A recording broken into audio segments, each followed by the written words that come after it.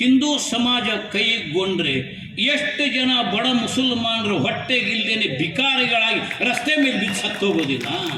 ಅರೆ, ನಿಮಗೆ ಅನ್ನ ಕೊಡೋದು ಹಿಂದೂ ಸಮಾಜ, ನಿಮಗೆ ಬಟ್ಟೆ ಕೊಡೋದು ಹಿಂದೂ ಸಮಾಜ, ನಿಮಗೆ ಬದುಕಲಿಕ್ಕೆ ದಾರಿ ಮಾಡಿಕೊಡುವುದು ಹಿಂದೂ ಸಮಾಜ. ಆ ಹಿಂದೂ ಸಮಾಜದ ಕೈಯಲ್ಲಿ ಮೀನನ್ನು ಖರೀದಿ ಮಾಡಬಾರದು, ಬಡ ಮೀನುಗಾರರ ಕುಟುಂಬವನ್ನು ಉಪವಾಸಕ್ಕೆ ಕೆಡಬಹುದು ಅಂತ ನೀವು ತೀರ್ಮಾನ ಮಾಡುವುದಾದರೆ ಹಿಂದೂ ಸಮಾಜ ಯಾಕೆ ತೀರ್ಮಾನ ಮಾಡಬಾರದು? ಮುಸಲ್ಮಾನನ ಚಪ್ಪಲಿ ಅಂಗಡಿಯಲ್ಲಿ ಚಪ್ಪಲಿನೇ ಖರೀದಿ ಮಾಡೋದಿಲ್ಲ, ಮುಸಲ್ಮಾನನ ಹೋಟೆಲ್ನಲ್ಲಿ ನಾವು ತಿನ್ನೋದೇ ಇಲ್ಲ, ಮುಸಲ್ಮಾನನ ಸೈಕಲ್ ಶಾಪ್ನಲ್ಲಿ ಪಂಚರೇ ಹಾಕ್ಸೋದಿಲ್ಲ, ಮನೆ ಬಾಗಿಲಿಗೆ ಅಕಸ್ಮಾತ್ ಹಳೆ ಡಬ್ಬಿ, ಹಳೆ ಪೇಪರ್, ಹಳೆ ಮೋಡ ಅಂತ ಬಂದರೆ ಅವನಿಗೆ ನಾವು ಏನೂ ಕೊಡೋದಿಲ್ಲ, ಮುಸಲ್ಮಾನನ ಆಟೋ ಹತ್ತೋದಿಲ್ಲ ಅಂತ ನಾವು ತೀರ್ಮಾನ ಮಾಡಬಹುದಲ್ವಾ? ಯಾಕೆ ಮಾಡಬಾರ್ದು? ಅರೇ 20% ಇಲ್ಲ.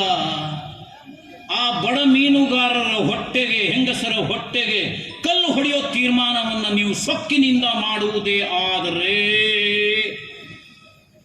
ಹಿಂದೂ ಸಮಾಜ ಕೈಕಟ್ಟಿ ಕೂರುವುದು ಮೂರ್ಖತನಾದೀತು.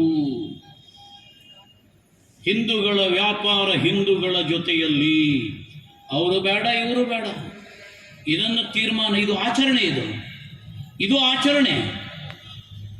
ಗಂಗೊಳ್ಳಿಯಲ್ಲಿ ಬಡ ಮೀನುಗಾರರ ಹೊಟ್ಟೆಗೆ ಕಲ್ಲು ಹಾಕುವ ತೀರ್ಮಾನವನ್ನು ಅವರು ತೆಗೆದುಕೊಳ್ಳುವುದಾದರೆ ಹಿಂದೂ ಸಮಾಜವು ಈ ದಿಕ್ಕಿನಲ್ಲಿ ಯೋಚನೆ ಮಾಡಿದರೆ ತಪ್ಪಾಗೋದಿಲ್ಲ ತಾನೇ? ಬಂಧುಗಳೇ, ಧರ್ಮದ ರಕ್ಷಣೆ ನಮ್ಮ ಹೊಣೆ, ಸಮಾಜದ ಸುರಕ್ಷತೆ ನಮ್ಮ ಜವಾಬ್ದಾರಿ, ರಾಷ್ಟ್ರದ ಉಳಿವು ನಮ್ಮ ಕರ್ತವ್ಯ. ನಾವು ನಾವಾಗಿ ಉಳಿಬೇಕಾದರೆ, ನಮ್ಮ ಮುಂದಿನ ತಲೆಮಾರು ಈ ನೆಲದಲ್ಲಿ ಸುಖ ಮತ್ತು ನೆಮ್ಮದಿಯಿಂದ ಬದುಕಬೇಕಾದರೆ ಇವತ್ತು ನಾವು ಜಾಗೃತರಾಗಬೇಕು, ಇವತ್ತು ನಾವು ಸಂಘಟಿತರಾಗಬೇಕು. ಮತ್ತೊಮ್ಮೆ ಹೇಳ್ತೇನೆ ಬಂಧುಗಳೇ, ನಾವು ಯಾರ ತಂಟೆಗೂ ಹೋಗೋದಿಲ್ಲ, ನಮ್ಮ ತಂಟೆಗೆ ಯಾರು ಬಂದರೂ ಬಿಡೋದಿಲ್ಲ ಅನ್ನುವ ರೀತಿಯಲ್ಲಿ ಧರ್ಮದ ರಕ್ಷಣೆಯ ಜವಾಬ್ದಾರಿಯನ್ನು ಗ್ರಾಮ ಗ್ರಾಮಗಳಲ್ಲಿ ನಮ್ಮ ಹೆಗಲ ಮೇಲೆ ನಾವು ತಗೊಳ್ಳಬೇಕು.